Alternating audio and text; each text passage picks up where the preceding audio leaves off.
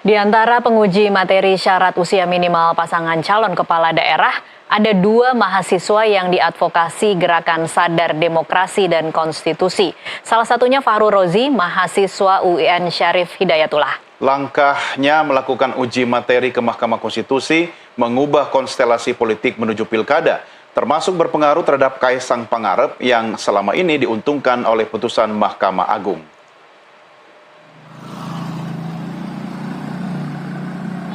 Ini dia Fahru Rozi, seorang mahasiswa UIN Syarif Hidayatullah yang sedang KKN atau kuliah kerja nyata di Desa Gembong, Kecamatan Balaraja, Kabupaten Tangerang, Banten.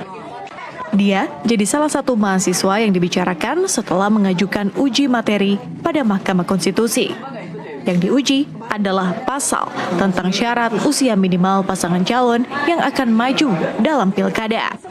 Fahru Rozi mengajukan judicial review karena Mahkamah Agung memberi tafsir lain atas syarat usia calon kepala daerah. Satu hal yang dinilai menguntungkan tokoh seperti putra bungsu Presiden Joko Widodo, Kaisang Pangarep. Dihadapkan pada 2 tafsir di sini. Pertama yang dilakukan oleh KPU melalui PKPU nomor 9 tahun 2020. Di situ diatur terkait bahwa mekanisme penghitungan tafsir yang keluar dari pasal 7 ayat 2 itu terhitung sejak penetapan pasangan calon. Nah, belakangan ternyata muncul adanya gugatan oleh Partai Garuda.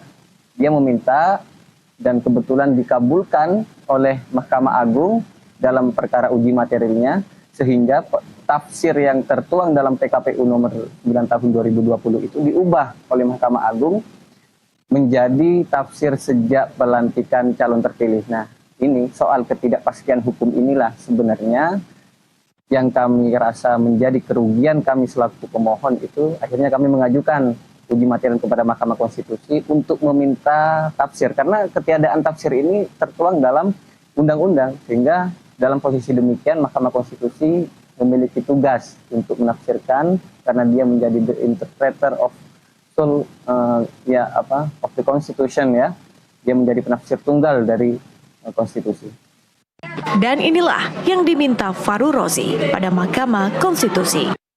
Kami meminta pertama kami ingin meminta dalam petitumnya untuk memaknai adanya mekanisme penghitungan syarat usia minimal pencalonan kepala daerah itu sejak penetapan pasangan calon. Nah, kami minta untuk dikembalikan kepada aslinya yang dilakukan oleh PKPU, karena ini sudah jelas kok. Kata ini kan sudah jelas, sudah sangat tampak ya bahwa mekanisme penghitungan itu memang harus dilakukan sejak penetapan calon, karena antara pelantikan dan juga pencalonan itu merupakan rezim yang berbeda dan diatur dalam bab yang berbeda pula dalam undang-undang tersebut. Hari ini, uji materi ditolak oleh MK. Tapi, angin segar berembus.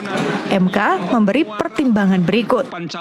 Menimbang bahwa setelah Mahkamah mempertimbangkan secara utuh dan komprehensif berdasarkan pada pendekatan historis, sistematis, praktek selama ini, dan perbandingan Pasal 7 ayat 2 huruf E Undang-Undang 10 2016 merupakan norma yang sudah jelas, terang benderang, bak basuluh matahari, ini pepatah orang Minang ini, atau bahasa Jawanya ceto welo welo, sehingga terhadapnya tidak dapat dan tidak perlu diberikan pemaknaan, diulangi, sehingga terhadapnya tidak dapat dan tidak perlu diberikan atau ditambahkan makna lain atau berbeda selain dari yang dipertimbangkan dalam putusan aku, yaitu persyaratan dimaksud harus dipenuhi pada proses pencalonan yang bermuara pada penetapan calon.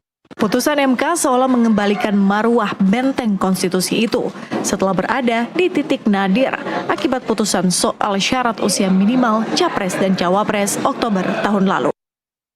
Dari Tangerang, Banten, Andrianto, jurnalis NTV melaporkan.